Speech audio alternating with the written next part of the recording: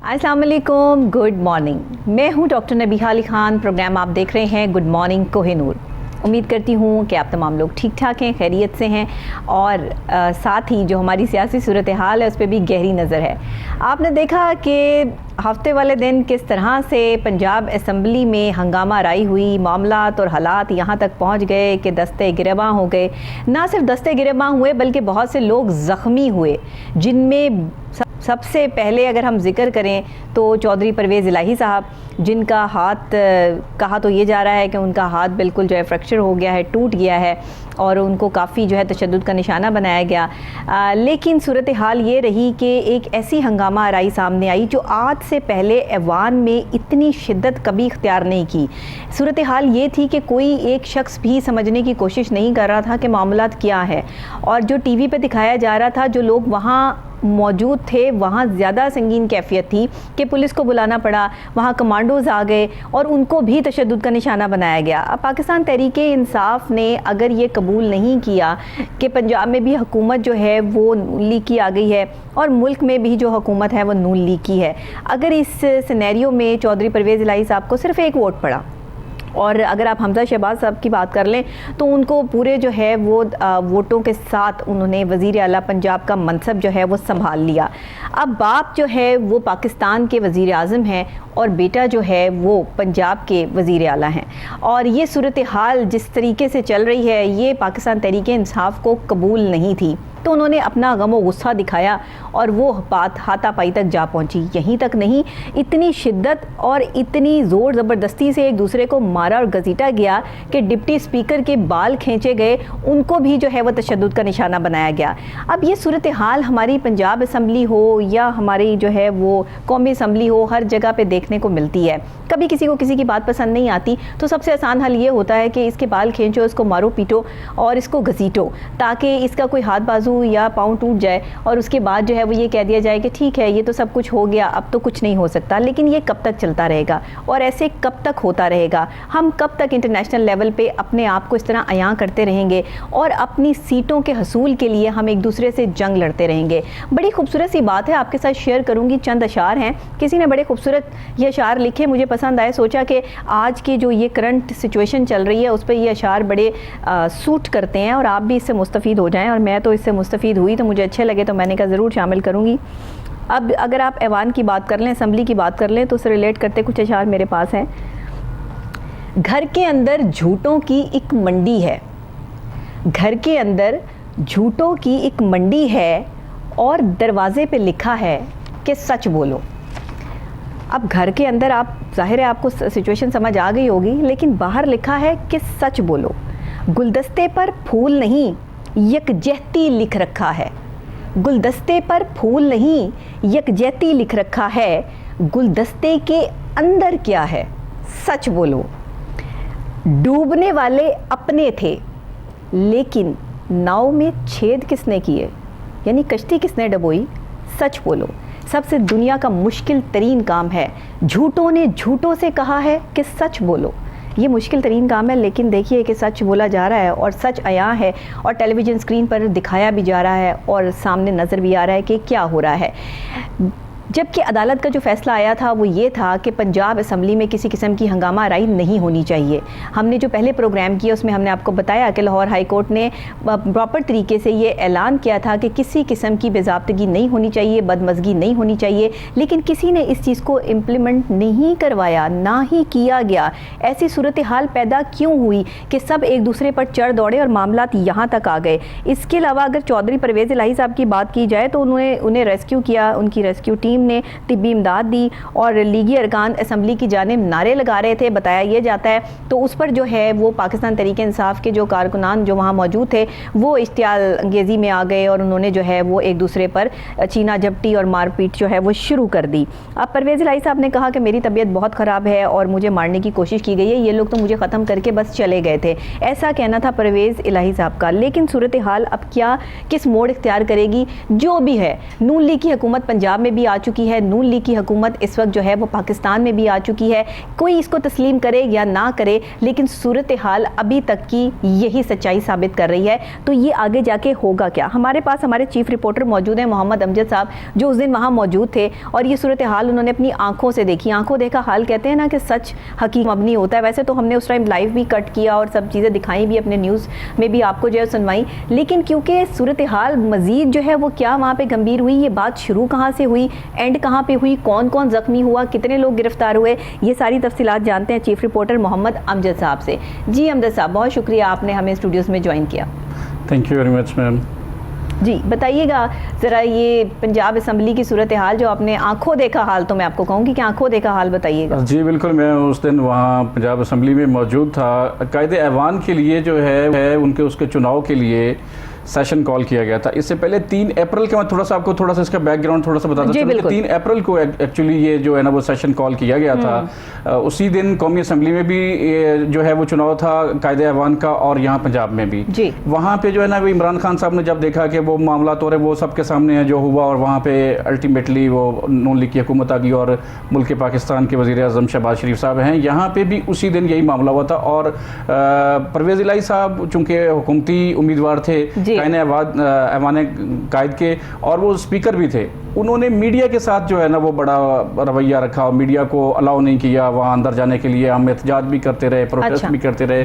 खैर वो दिन जैसे भी गुजर गया, तो 16 तारीख तक जो है वो मामला जो है वो 6 तारीख तक जो है वो इजलास मुलतवी कर दिया गया था कायदे ऐवान के लिए। उसके बाद दोस्त मोहम्मद मजारी साहब डिप्टी स्पीकर है, उन्होंने फिर इनका आपस में मामला हुए, उन्होंने 6 अप्रैल को जो है ना वो कॉल कर लिया, लेकिन बाद में फिर वहीं पे मामला बदलते रहे, सूरत हाल बदलती रही, और 16 अप्रैल का जो है ना वो उसमें स्पीकर परवेज़ इलाही साहब ने ये लिया था चांस के, मतलब उस दिन जो है वो 3 अप्रैल को तोड़ फोड़ हुई है, तो असम्बली का इजलास बुलाया नहीं जा सकता, क्योंकि उसको रेनोवेट करना है, उसको मुरम्मत करनी है।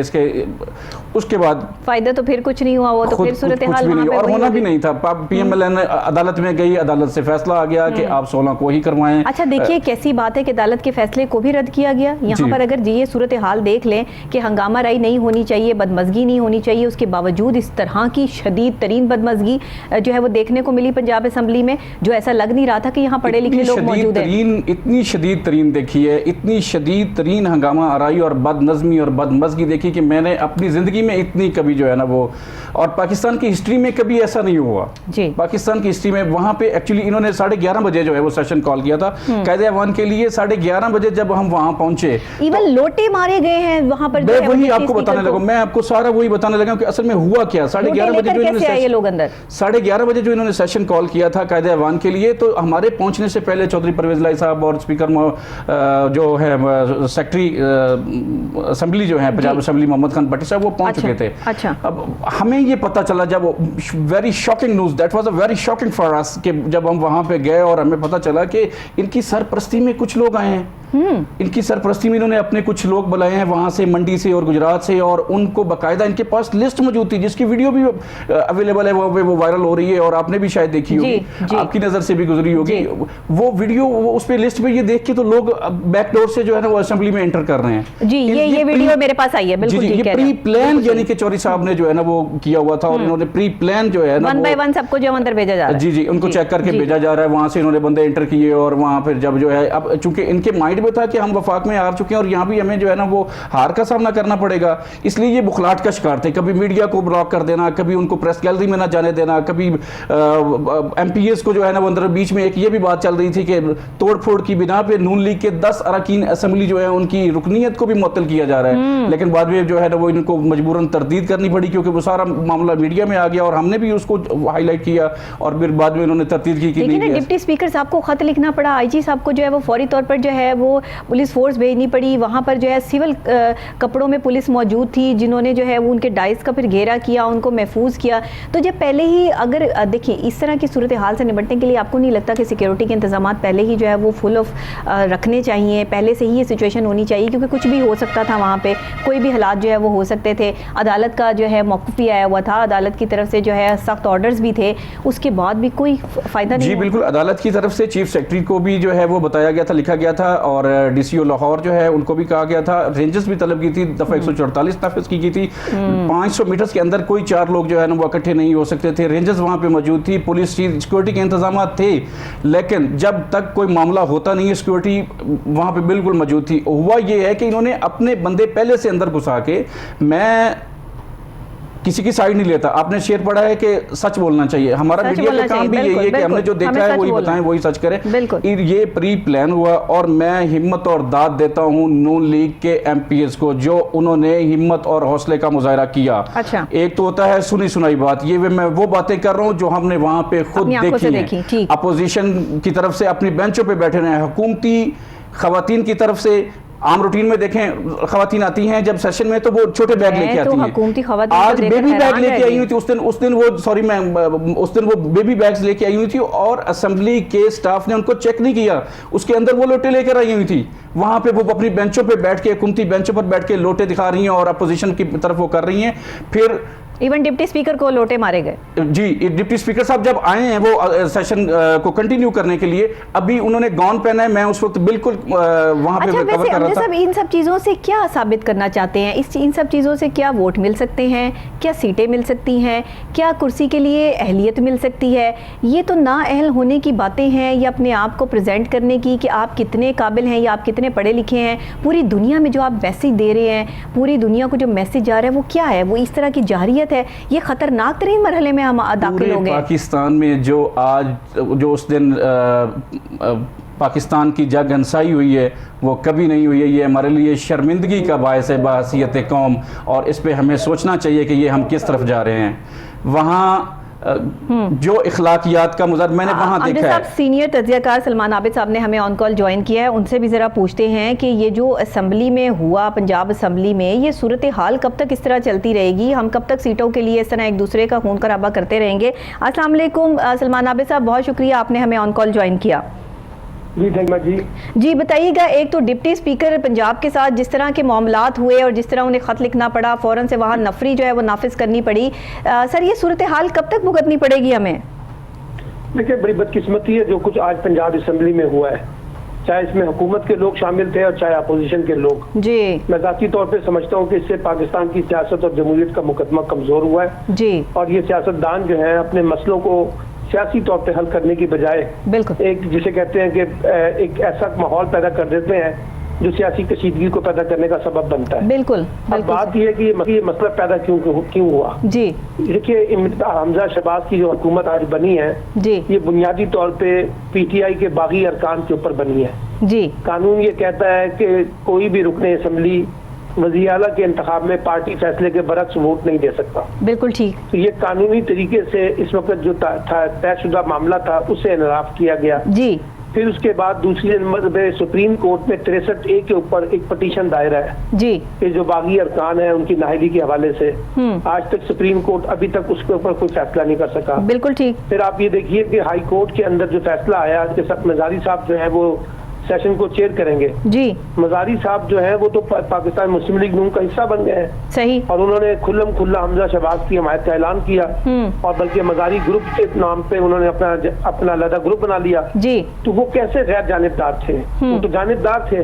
सही। जो मैं तो इस जो कोर्ट का फैसला है उसी को समझता हूँ कि सही मसाइल पैदा हुए हैं।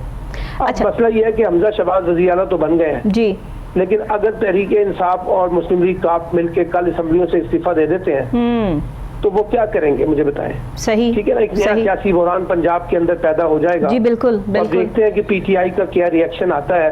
खबर यही है कि PTI पंजाब असम्बली से भी रिजाइन करने जा रही है। सही, तो एक नया सियासी बहरान पैदा होगा। मैं तो समझता ये हूँ कि चाहे मरकज की हुकूमत हो चाहे पंजाब की, जी, अब मसले का हल जो है वो फौरी नए इंतखाबात है। और ये बड़ी बदकिस्मती की बात है कि पाकिस्तान की तारीख में पहली बार असम्बली के अंदर जो है पुलिस दाखिल हुई है। जी बिल्कुल, किसके इमा पे हुई है, किसने ऑर्डर किया था, क्यों किया था? ये कोई खिदमत नहीं की उन्होंने सियासत और जमहूरियत की। सर ये भी तो कहा जा रहा है कि मोहम्मद खान भट्टी ने दर्जनों लोगों को जो है वो अंदर दाखिल करवाया और उसके बाद ये सारी सूरत हाल हुई। पहले कह दिया कि चाहे वो हुकूमत के लोगों ने किया कुछ, बिल्कुल, चाहे वो अपोजिशन के लोगों ने किया, गलत है, दोनों ही गलत है ना। पहले आपसे कह रहा हूँ कि ये लड़ाई होनी नहीं चाहिए थी। बिल्कुल बिल्कुल सही कहा। को सियासी तरीके से हल कर लिया जाता। बिल्कुल बिल्कुल बिल्कुल ऐसे। लेकिन खुद जो स्पीकर ने भी जो रोल प्ले किया, डिप्टी स्पीकर ने, वो भी कोई इतना शानदार रोल नहीं है। सर, ये क्या सरप्राइज जो है वो बार बार पाकिस्तान तहरीक इंसाफ की हुकूमत की तरफ से मिल रहे हैं? ये तो मामला कहीं और जा रहे हैं। देखिए, जो असम्बली में अभी तक ये मामला चल रहे हैं कि तहरीक इंसाफ वाले और नून लीग वाले एक दूसरे को कबूल नहीं कर रहे, खुदा ना खास्ता ये चीज़ें सड़कों पर आ गई और ये तहरीक इंसाफ और नून लीग की जो है वो जंग शुरू हो गई, तो पाकिस्तान को कहाँ देख रहे हैं? यही तो इस वक्त सबसे बड़ी जो टेंशन है इस वक्त पाकिस्तान के एस्टेब्लिशमेंट के अंदर भी और पाकिस्तान के लोगों के अंदर भी, कि ये हम कहाँ जा रहे हैं जी। क्योंकि ये मामला जो है बड़ी सियासी टेंशन पैदा कर रहा है। बिल्कुल। कराची में जो आज इमरान खान एक बहुत बड़े जलसे से खिताब कर रहे हैं, जो कि कराची की तारीख का मैं समझता हूँ कि बहुत बड़ा जलसा है। इसका मतलब है कि इमरान खान का नैरेटिव तो लोग बाय कर रहे हैं ना जी, लोगों जी। के साथ खड़े हुए हैं। बिल्कुल वो ये बात महसूस कर रहे हैं कि एक बड़ी साजिश के तहत इमरान खान को निकाला गया है जी, और इमरान खान ने सियासत जो है वो पार्लियामेंट से निकालकर सियासी मैदान में ले आए। अब और इमरान खान मुतालबा कर रहे हैं कि फौरी तौर पर नए इंतखाबात करवाए जाए। बिल्कुल ऐसे ही है। इसलिए इन असम्बलियों का मुस्तकबिल तो मैं कोई ज्यादा नहीं देख रहा। मुझे लगता है कि आने वाले दिनों में सियासी बहरान जो है वो और ज्यादा बढ़ेगा। बिल्कुल ऐसे ही है। और बिल्कुल ऐसे ये अब बेहतर है कि हमारे सियासतदान भी और एस्टेब्लिशमेंट भी बैठ के ये सोच विचार करें कि कैसे इस मसले का हल निकाला जा सकता है। और मेरे नजदीक इस मसले का हल एक ही है जी कि फौरी तौर पे नए इंतखाबात करवाए जाए, बिल्कुल निगरान हुकूमत बनाई जाए, शफाफ इंतखाबात हो, लोग जिनको मुंतखब करें उन्हें इंतकाल इक़्तिदार दिया जाए। बिल्कुल ठीक। वरना ये जो सियासी जलसों के अंदर कशीदगी बढ़ेगी जी, इससे ज्यादा सियासी तलखी भी पैदा होगी और सियासी टकराव भी पैदा होगा जो मुल्क के मफाद में नहीं हो। अच्छा, आप इसे ये बताइएगा, ये तो तौहीन अदालत भी हुई ना कि अदालत ने पहले से जो है वो हुक्म जारी कर रखा था कि किसी किस्म की कोई बदमज़गी ना हो, कोई इस तरह की दिंगा मुश्ती या लड़ाई झगड़े की कोई कैफियत पैदा ना हो। परवेज़ लाई साहब ने तो अदालत का फैसला मानने से इनकार कर दिया।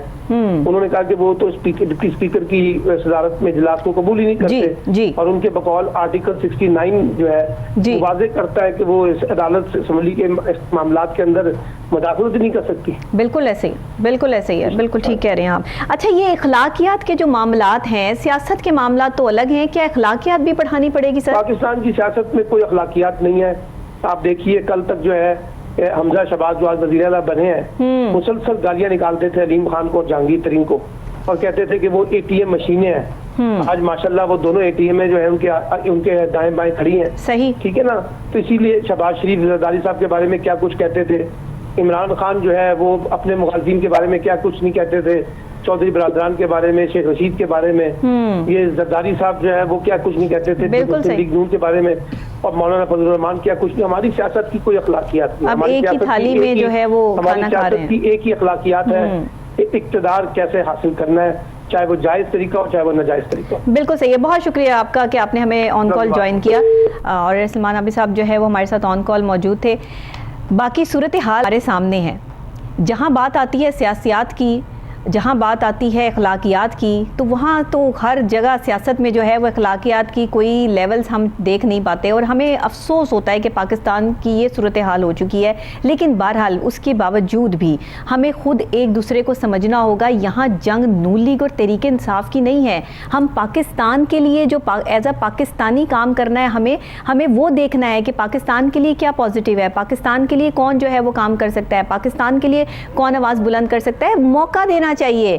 अगर आपको कोई नापसंद भी है उसको भी मौका देना चाहिए। क्या कहेंगे अमजद साहब आप कि ऐसे तो नहीं मामला जो है वो सेटल्ड होते हैं और इस तरह लोटे रख के और मार के और तशद्दुद का निशाना बना के आप क्या साबित कर सकते हैं? जी बिल्कुल सही कह रही हैं आप, बिल्कुल मौका देना चाहिए और पाकिस्तान के लिए पाकिस्तान की खैर मांगनी। पाकिस्तान है तो हम सब हैं। एग्जैक्टली। सारी जमातें तभी हैं जब पाकिस्तान है। पाकिस्तान की सलामती के लिए इनको मिलजुल कर काम करना चाहिए। कहाँ लेके जाएंगे कुर्सियों को लेके उठा के कहाँ फिरेंगे? अगर पाकिस्तान फायदा तो तभी होगा जब पाकिस्तान होगा, तो वरना अगर पाकिस्तान ही नहीं रहेगा, रियासत पाकिस्तान ही को मसला कोई होगा तो आप क्या करेंगे? सही बात है, बिल्कुल ऐसे ही है।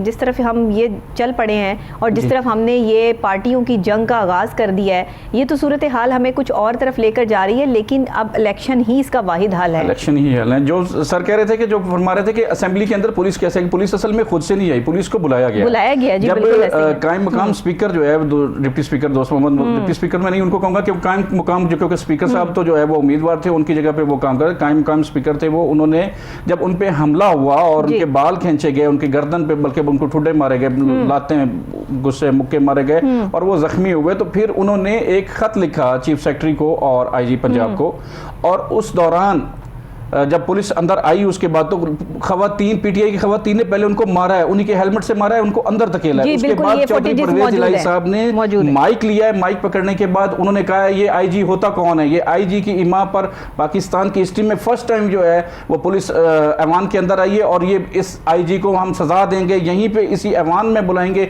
और 3 महीने की इसको मैं सजा दूंगा। ये जब मामला हुआ है और उसके बाद परवेज इलाही साहब ने अपने एमपीएस को जो है ना ऐसे थम किया है कि वेल डन, आपने कह दिया कि पंजाब असेंबली में जो ये हमला करवाया, ये जो झगड़ा करवाया, ये परवेज इलाही साहब ने खुद करवाया।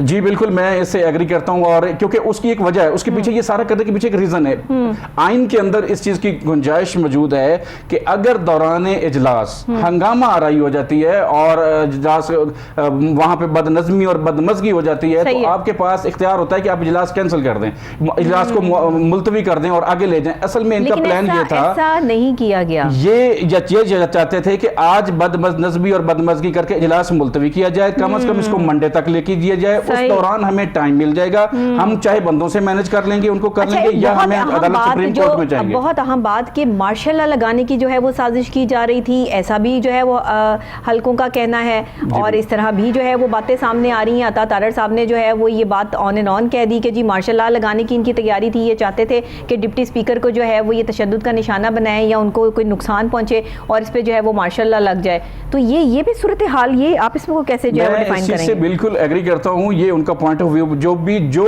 सूरत हाल हुई है नेशनल असेंबली में और जो पंजाब असेंबली में, ये एक पूरा माहौल क्रिएट किया गया है मार्शल लॉ लगाने के लिए, पूरा एक स्टेज बना के तैयार करके मैं कहता हूं ऐसे थाली में उनको पेश किया गया है। ये मैं अफवाज पाकिस्तान को सलूट पेश करता हूं कि वो इस हक में नहीं, वो कहते हैं कि हम मार्शल लॉ लगाने के हक में नहीं है, डेमोक्रेसी ही रहनी चाहिए, वो जमहूरियत अगर वो लगाना चाहते तो उनके पास बहुत अच्छा मौका था। लेकिन देखिए ना, अब नून लीग का तो ये मौकफ आ गया ना था तारड़ साहब के साथ, जबकि अगर हम डीजी ISPR की बात करें तो उन्होंने तो साफ और वाज़ेह कह दिया कि मार्शल लॉ पाकिस्तान में नहीं लग सकता। तो फिर इस तरह की बात भी नहीं करनी चाहिए कि अब भी नहीं लग सकता और कभी भी नहीं लग सकता।